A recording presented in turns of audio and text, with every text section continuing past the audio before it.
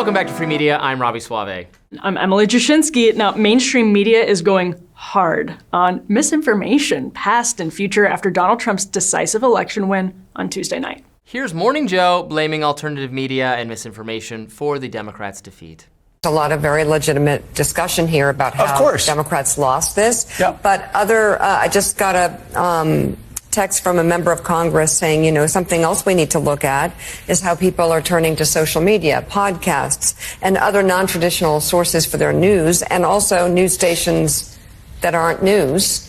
And I canvassed in all of the battlegrounds. I was shocked by the amount of misinformation voters were truly repeating back to me. Truly shocked. I do believe this is what caused the collapse of the Democrats nationwide. You cannot win when people believe lies. But I think that's fair too. And here's Jen Psaki on MSNBC calling billionaire and ex-owner Elon Musk a disinformation propagandist who could have a direct line of communication to the Oval Office, possibly setting up what we can expect as a future disinformation panic narrative from the mainstream media. Let's watch.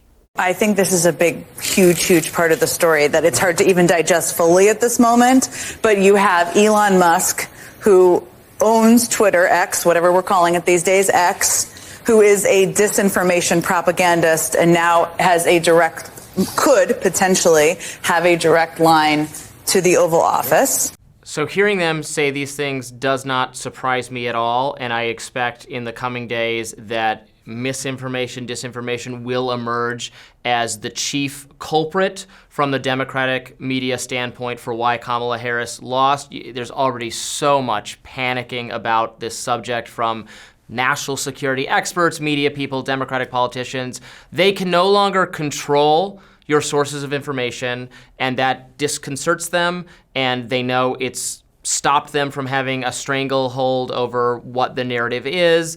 You know this just as well as I do as a member of the alternative media ecosystem, online media, where these different dissident perspectives have actually found a home. They hate that, it drives them nuts, and they're going to try to destroy it. Yeah, I mean, there are two copes that will really hurt the Democrats in the long term because we're already seeing it pan out. The first is blaming bigotry when, again, their candidate won 48% of the vote, likely it'll turn out in the popular vote, and B, disinformation. We saw there was this moment, the heady days after the 2016 election, where it was unclear whether the coastal elites actually that Chuck Todd referenced earlier when he was digesting some of these results that were getting things like Latinx wrong, when they were thinking long and hard.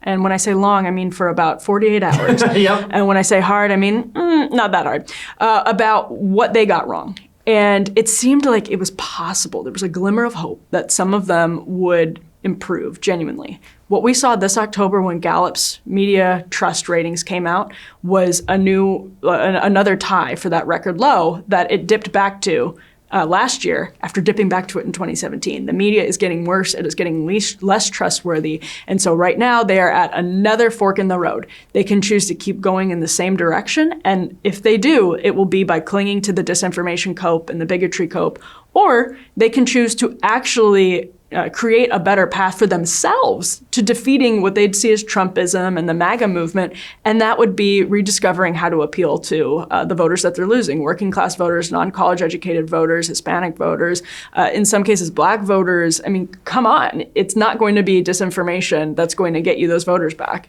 You're right, but they're not going to do that. They're going to blame disinformation, misinformation. They're going to, just like they blamed when they lost in 2016, Mark Zuckerberg emerged as the chief culprit for allowing too much foreign influence on Facebook. That became the dominant narrative for years. It took a lot of really good reporting to expose how that was all just horseshit, that was just not true, that so many carefully targeted Russian bots swung the election was nonsense, but they all believed it because it let them off the hook. It let Hillary Clinton off the hook from running a terrible campaign. This time, they're already saying it's X and Elon Musk. There's too much bad information on X. Even though, I love when on social media, it's true, there is things that are wrong on social media all the time. You're on social media all the time. Yeah. Oh, thanks a lot. Yeah. So is I am too. Counterpoints in the Breaking Points extended universe.